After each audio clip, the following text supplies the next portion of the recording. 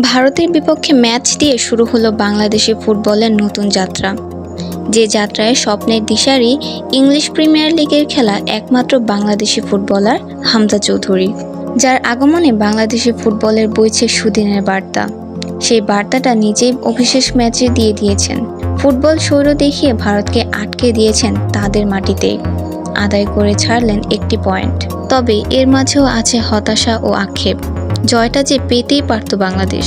একাধিকবার গোল সহজ সুযোগ পেয়েও যে কাজে লাগাতে পারেনি ফুটবলাররা, নয়তো হামজার অভিষেকের আনন্দ বেড়ে যেত ভারতকে হারানোর মাধ্যমে বহু গুণে। সেটা না হওয়ায় হতাশায় আছেন। তবে দেশের জার্সিতে প্রথমবার খেলতে নেমে গর্বিত হওয়ার কথা জানালেন তিনি। সেই সঙ্গে জানালেন, ভারত ম্যাচের পর মিক্সড জোনে মিডিয়াকে জানান হামজা চৌধুরী, দেশের জার্সিতে অভিষেকের অনুভূতি, আমি খুবই গর্বিত, অনেক গর্বিত লাগছে।